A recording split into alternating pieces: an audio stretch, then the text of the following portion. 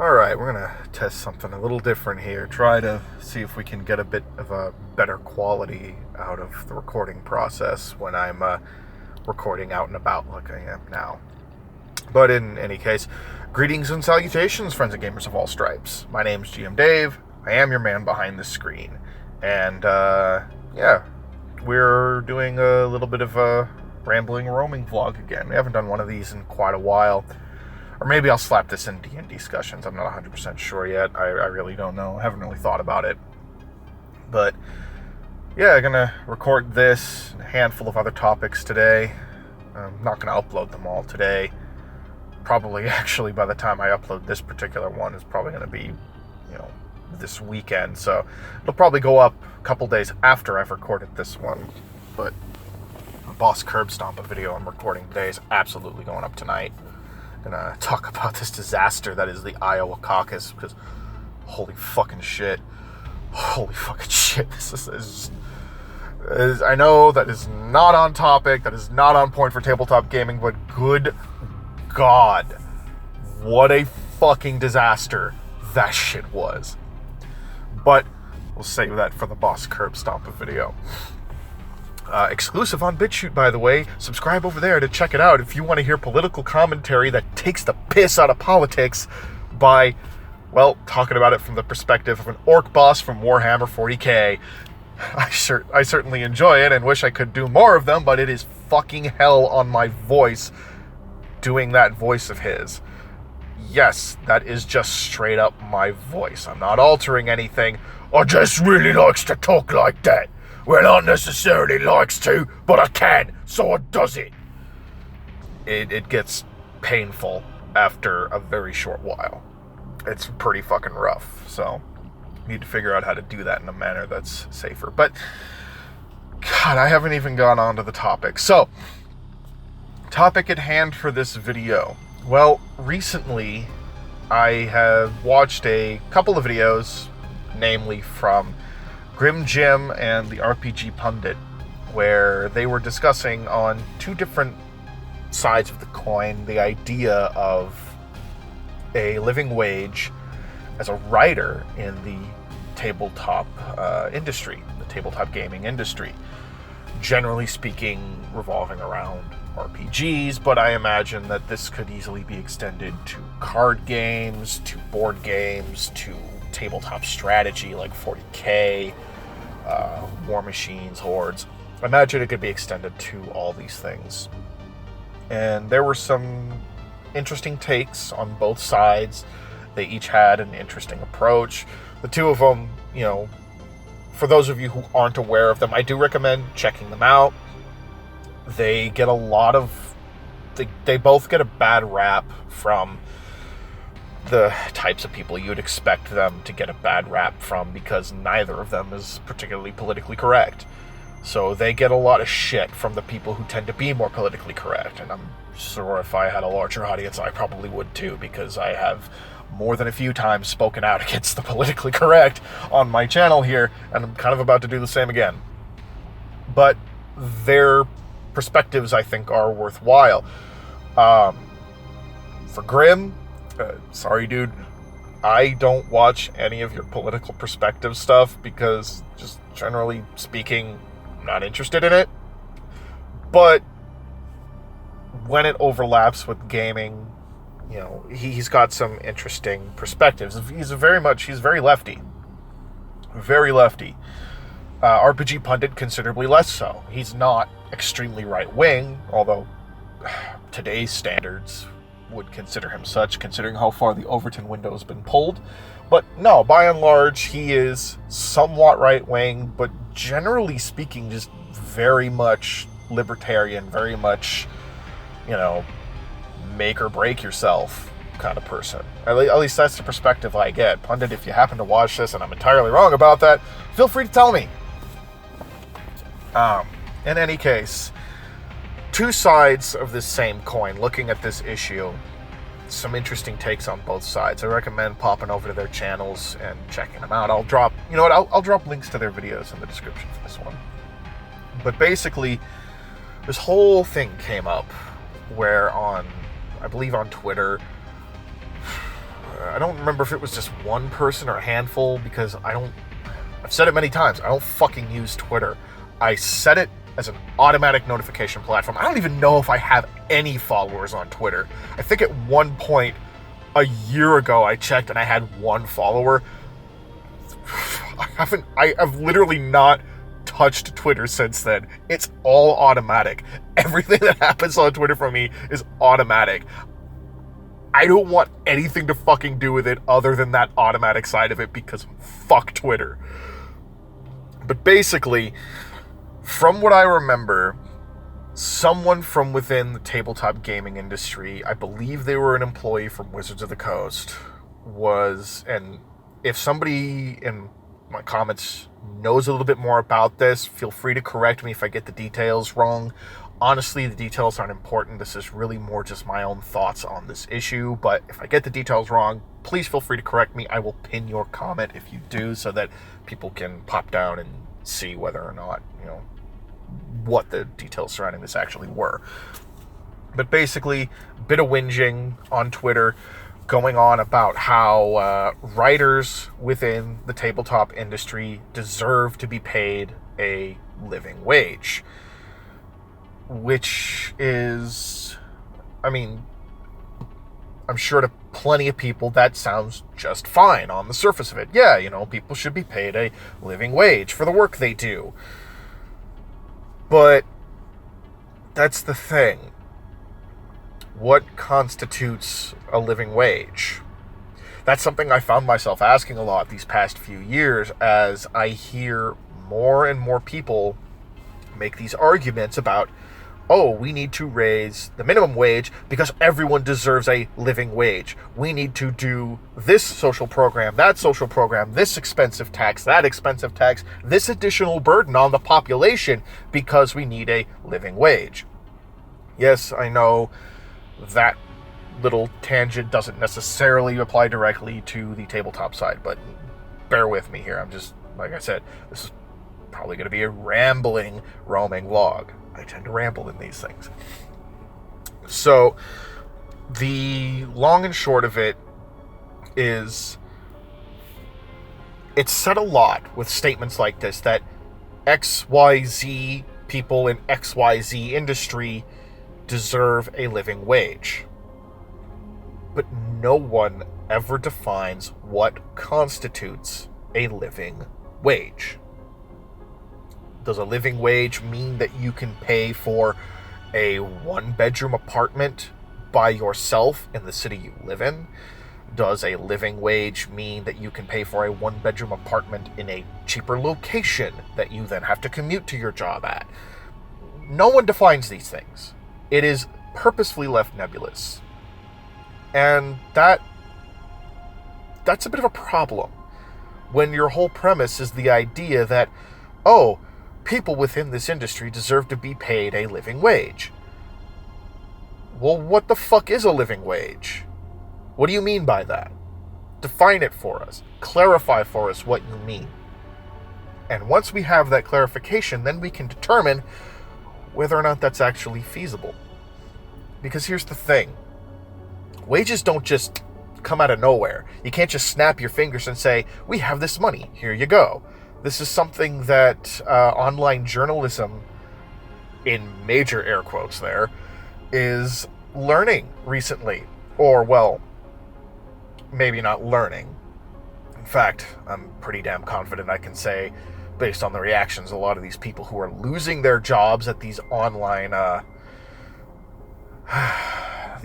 rags, because really that's what they are, your salons, your Voxes, your HuffPosts.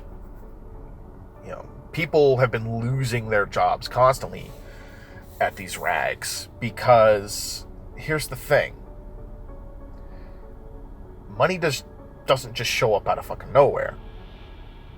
In order for the company to pay you a certain wage, they have to be able to make a certain profit. Now, an argument can absolutely be made that the people at the top probably make too much.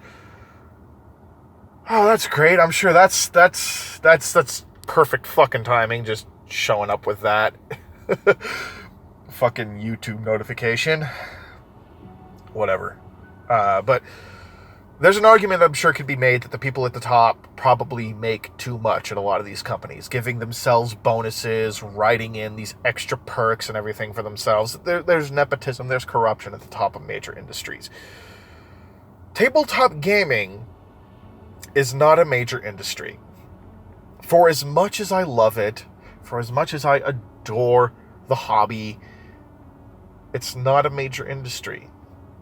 Wizards of the Coast is a pretty big company, but it's a big company in a niche industry. It dominates a niche industry. And here's the thing about a niche industry: your profit margins tend to be smaller. You tend to be less able to do things like pay the ever nebulous living wage. So how then do you determine what people deserve to earn? Well, ideally, through merit. If they are writing something that's worthwhile, if they're putting out something that's worth it, that sells, that is successful, well, those people should make more money. But here's the thing about being a writer in major industries, or major companies, I should say, within the tabletop gaming industry. I'm talking, obviously, your Wizards of the Coasts, your Paizos, your Games Workshops. You're not the one designing the game. You're not. You're not. And I say that 3 times because I really want this to sink in for people. Because I know there's a lot of people out there that think, oh, dude, it would be so cool to work for Wizards on the Coast. It would be so cool to design for D&D. Yes. Yes, it would. But if you're working at Wizards of the Coast, you are probably not going to be designing for D&D. You're going to be doing technical writing for the people above you, many pay grades above you, who are actually designing the game. Or, as the pundit also pointed out, who are possibly also consulting for the game, like he did. Apologize for the sniffling, by the way. My allergies have been absolute hell the past couple of days, and they're acting up again. So, if you're not designing for the game, if you're just doing technical writing for it, are you really a game designer? Are you really working as a designer in Wizards of the Coast for D&D? No. You are doing what is the equivalent to punching in code. And that's not to disparage people who code, because that was just like the most equivalent thing I could think of. Because the fact of the matter is, people who code, well, they actually do have a little bit more value than the technical writers, because, they're making the computer systems work. This comparison's kind of falling apart. I apologize for that. But basically, as a technical writer, your comparison, you're kind of the grunt in the company. You're doing the grunt work. You're doing the work that the developers, that the designers themselves either don't want to or don't have the time to do, because they've got to focus on how the systems of the games work. You are just translating that system into language people can understand as a technical writer. It basically means you're low-level staff. You're not going to make a lot of money at that. So how then do you justify higher pay? Well, you have to put more work out. You have to show that you're worth that, just like in any company. Every company out there is going to expect that if you want a higher wage, you have to show that you deserve it. And then not only do you have to show that you deserve it, you have to pitch that you deserve it to your boss. You have to convince them, who then probably have to convince their bosses, who then have to convince their bosses. Is it fair? Not necessarily. But it's the world we live in. But here's the thing. Here's the thing with this particular issue. This whinging that happened on Twitter, well, the truth of the matter is it really wasn't actually about the staff writers at these companies. No, this is about that certain group of politically correct people who have very weird ideas about what is fun in tabletop gaming. And I feel confident saying that their ideas are weird because when you look at the kind of games they make when they try to strike out on their own, or you look at the sort of weird changes that they put into some of the supplements, some of these things feel very forced, very oddly modern day politicky. Dragon Heist in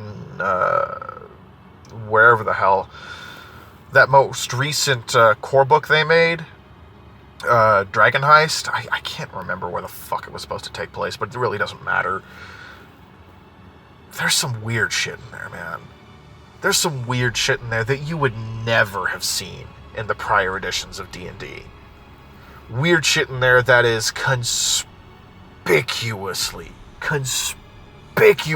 influenced by modern day social politics, modern day 2019, 2020 ideals of this is what's political. And it's weird because there doesn't really seem to be any good reason for it to be in there other than the fact that people of a certain persuasion just said, we want this to be in there.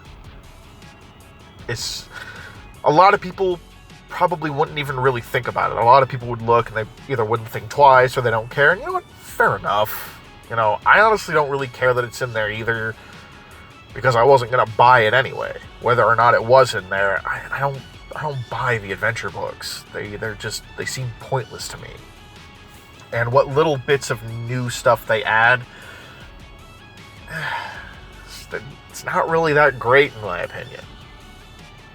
You know, a lot of the extended stuff in 5th edition I think has really kind of spiraled downwards, and really the only 2 adventure books that I've seen that did kind of actually improve things a little bit would be Ghosts of Saltmarsh and Descent into Avernus. I can't honestly speak on Curse of Strahd, but I know a lot of people consider that to be pretty much the best one. I'll have to take their word on it. I never bothered to read it. I just didn't care. I still don't. Honestly, I honestly still don't.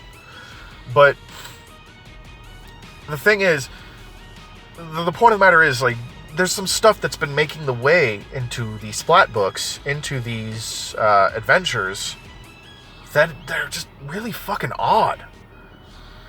Really odd. That don't seem to fit. That are just very much modern day politics. At least modern sociopolitics. And like I said, a lot of people probably don't notice them, but it's weird. And for those of us who do notice it, it puts us off. Thing is, a lot of these people, when they strike out on their own, they start putting a lot of this weird stuff in their own games. And it comes to the forefront. And then people look, and generally speaking, decide, I don't really like it. It seems kind of dumb. Now I'll just keep playing D&D. Now I'll just keep playing Pathfinder. Or particularly if they're part of the OSR, they're probably looking like, fuck it. I'll just play XYZ OSR game that I already play, or check out this other one. It seems more interesting. They're kind of throwing back to the old school, the way things used to be back then, harkening back to when I played these earlier editions that I enjoyed a lot more. There's a reason why the OSR is finding a lot of success. It's harkening back to what a large portion of the customer base wants. But these people who are complaining about the idea of, I'm not making a living wage writing these games, writing for these games, well, you have to ask yourself, why aren't you? The answer is really easy. Because what you're writing isn't selling. Or if you're working for one of the bigger companies, because your position isn't important enough to them. So that leads me to the question of, how then do you achieve a living wage? Well, on the one hand, you could write a game for yourself, publish it yourself, advertise it, go through all that work. It's a lot of work. It's a hell of a lot of work. And I'm learning that more and more as I work on Palinor, which I will do my first vlog for. I'm probably going to record my first vlog for that later tonight. If not tonight, then this weekend. But as I'm working on that, I mean, and fucking hell, you know, I'm just doing this in my off hours out of work. But fucking A, it's a lot of work, you know? It's a lot of work putting a game like that together. Putting a tabletop RPG together, especially if you're doing it by yourself. And then you've got to go and you test it, and then you've got to do rewrites, edits, make sure everything works, particularly if you want to put it together as like a PDF or a hard copy and fucking sell it. So you can do that. You can go through all the work, advertise the shit out of it, make sure you get a following, do all that. But if you're going to do that, you better make fucking sure that people like what you're doing, or that they at least like you enough to buy it. Because that's another thing. A lot of these people who are whinging about this, a lot of these people, they're just mean. They're rude. The way some of these people talk to others who disagree with them, or other people in the fucking industry, or not even in the industry, like the customers. The way some of these people treat the customers is just awful. And I mean, you're literally shooting yourself in the foot by doing that. Well, okay, not literally, but you're figuratively shooting yourself in the foot when you act shitty like that. Because who's going to want to buy from you then? Who is going to want to buy from somebody who treats them like shit? No one. No one wants to buy a product from somebody who actively shit talks them. And that is what a lot of these people do. They lack the self-awareness a lot of times to realize that acting holier than thou, acting shitty towards your customer base, degrading and deriding the people who otherwise would have been the most likely to look at your product and give it a shot, generally speaking, not going to endear you to them. So you need to make sure that you can build up that presence, which means you need to be affable. You need to take the time to put yourself out there. You need to be willing to advertise yourself. You need to be willing to do a whole lot as one person, or shell out some money to another person to help you do that. It's a lot of work, and it can get very exhausting, or very expensive, or both. It's not easy. And even then, it's no guarantee that you're going to find success. Grim found success with his products. RPG Pundit found success with his products. But they're the exceptions to the rule. Most people won't, because it's a competitive industry. A lot of people are out there making their own games, and there's a lot of people out there who offer what they made for free. A lot of people. So you can take that risk and try to fight your way through it, but it is going to be a fucking struggle. Or you can do it how I'm doing it. Write it in your off time, work, note things down here and there when you can, when you have the energy to do it, which lately I've been struggling with. In a little way, this is kind of turning into a bit of a vlog for the game, so fuck it. But I'll do a more proper one later. But, you know, that first month I was working on it in December, or I should say, like the first couple of weeks, I was cranking shit out with that. I got a lot of the core stuff that I needed done very quickly. And then as Christmas crept closer, things slowed down. And same with New Year's. And then there was about another week after that where it's like, all right, I'm pumping it out. I was writing at least 1 or 2 new things that I needed, getting 1 or 2 new passages done every day for about a week. And then work picked up. And I was too tired. And now I'm in a situation at work where next week we're moving stores. We've got to pack up all of our product, get it all ready to go, move it over there, moving into a smaller location no less, where we're then going to have to reorganize everything. And on Friday, one of my coworkers is leaving because he's getting a new job, so we're going to be 1 man shorter than we thought. Life outside is going to get in the fucking way, and this is going to happen whether or not you're actually working another job like I am. And that is what I was going to suggest. Get a more stable job. Will it be fun? Probably not. I mean, I'll say it right now. I like most of my coworkers. Generally speaking, I'm okay with what I do. I can find enjoyment in, what is essentially the manual labor of working in a paint store. But, I mean, I don't make a ton of money. And, the days can be very fucking tiring when it gets busy. Today was very busy. Main reason I have enough energy to actually record this video is because I'm still hopped up on fucking caffeine. So. But that's how I'm able to actually make this work. That's how I'm able to make progress in that. Thing is, it makes my progress very slow. My original goal was to have the testable version 1 of Palinor ready by the end of last month, and I failed that goal by a huge margin. I'm nowhere fucking close to it being ready. I've got most of the core mechanic stuff down in terms of what stuff around the dice rolls is important, what stats are there, how they work, and, what type of dice you use. I've got that stuff down. The really, really, really core stuff I've had done for a while. I have finished all but 1 of the race entries. I have finished 2/3 of the skills. And, but from there, I've still got quite a bit to do. I've got a lot to do. I totally missed that deadline because my work life and my social life and doing the videos and writing the comic, it gets in the way. It does get in the way of my working on the game. But, these are all projects that are important to me, and I've got to pick and choose. And honestly, too, as very useful as it's been doing the handwriting thing, I've also kind of shot myself in the foot with that a little bit because I work a physical job, and then I'm going to be going and handwriting the rules for an entire tabletop game.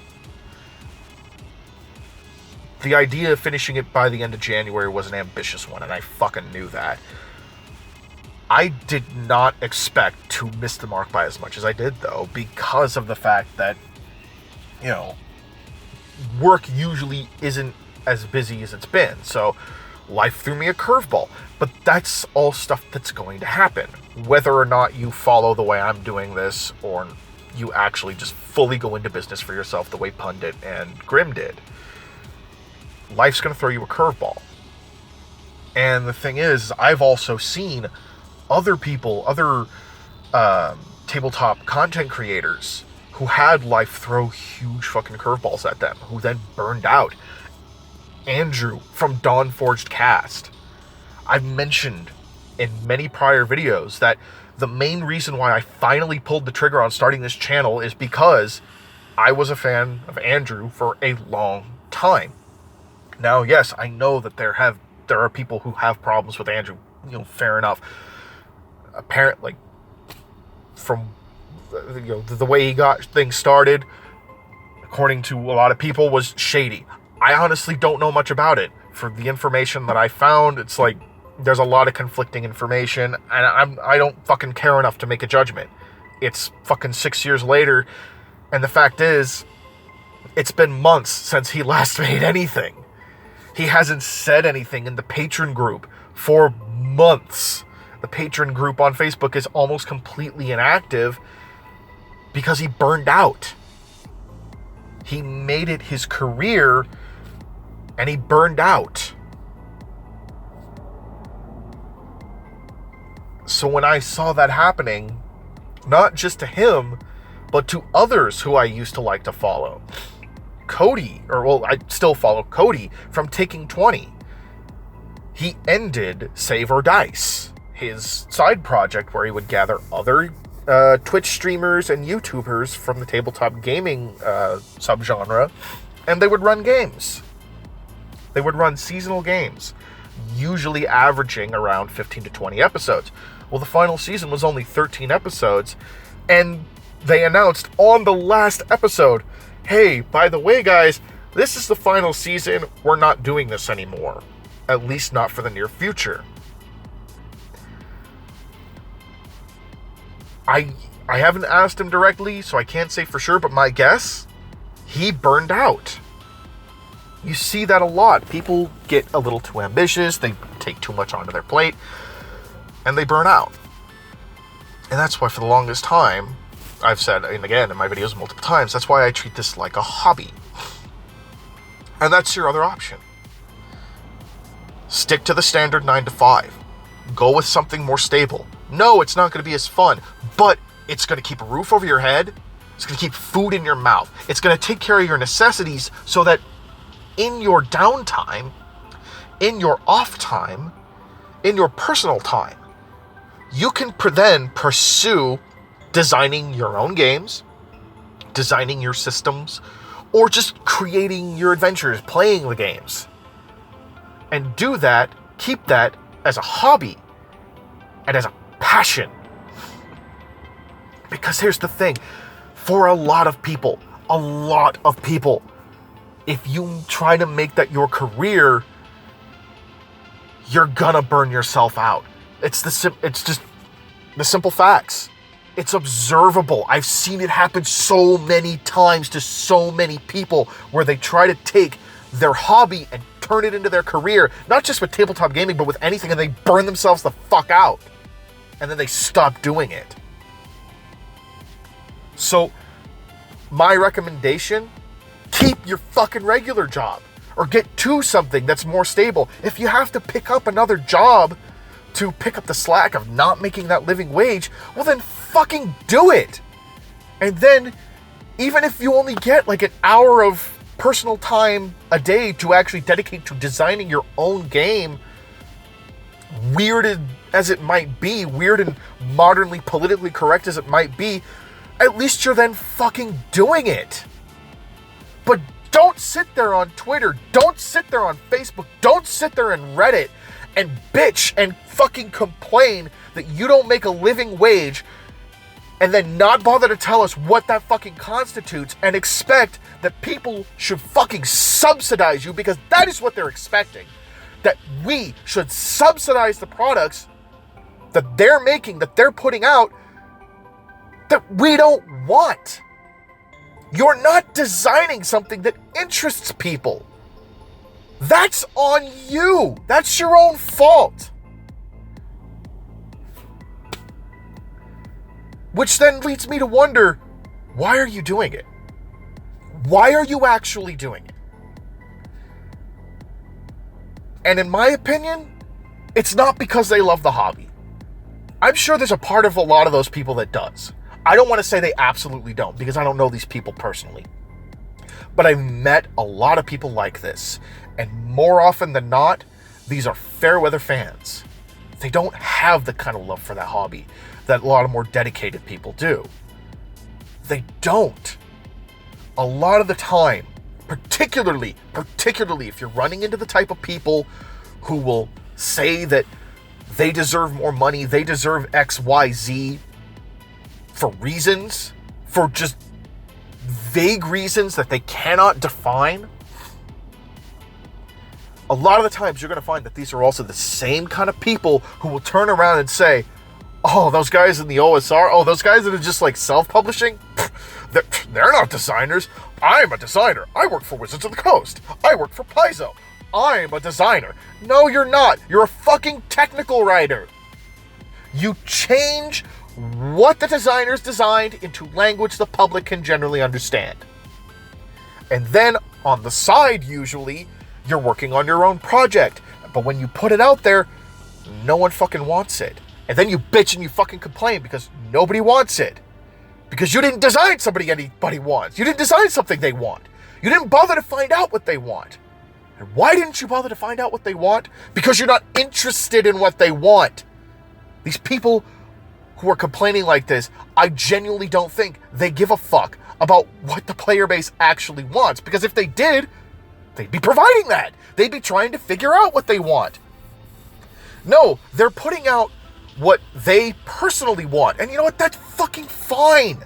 That's fine. I'm sure there's a market out there somewhere for the thing you personally want. But don't be surprised if it ends up being really fucking niche and you don't make a lot of money off it, if any at all.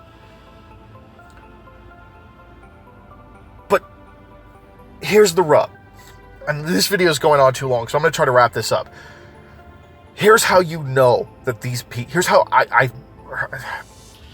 all right, let me rephrase. This is why I think these people aren't actually interested in designing, or don't actually have a love for the hobby.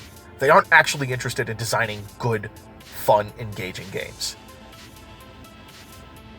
And it's because of that idea that they deserve this. They deserve the recognition. They deserve to make money off of what they're putting out there. No, you don't.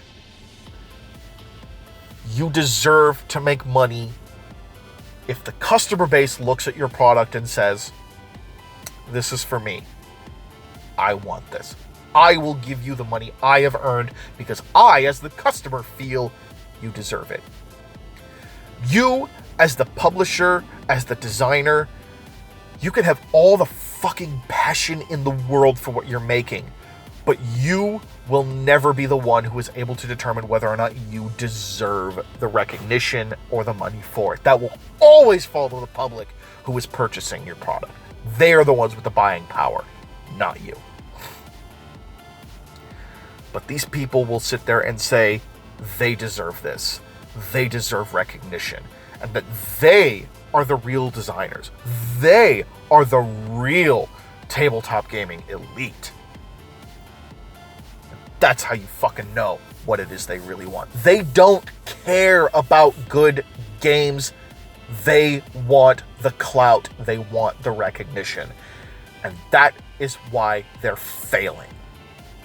That is why their weird, nutty ideas, these fucking weirdo games they put out that are super niche and like just like a lot of times really cringy. That's why they don't fucking sell. Because they're not interested in making what the public actually wants. They're interested in fluffing their egos. Anyway, this has gone on long enough. You know, if you got any thoughts about this, you know, feel free to share in the comments down below. I know this ended up kind of being a little bit of a more confrontational video. That actually wasn't the intent here. This just sort of like fell to it. Honestly, I think I ended up becoming confrontational about it because I'm irritated that these allergies are just not fucking leaving me alone. Sorry for the sniffling again. But anyway, my name's GM Dave. I have been your man behind the screen. If you like the video, leave a like, subscribe, comment below with your thoughts. Make sure to open up the tab down below to follow me on social media. And yeah, that's all for this one. Remember, friends and gamers of all stripes, in the world of tabletop gaming, you do not just want to watch. You want to actually get out there and play. Good God, this went on for 40 minutes. All right. Bye.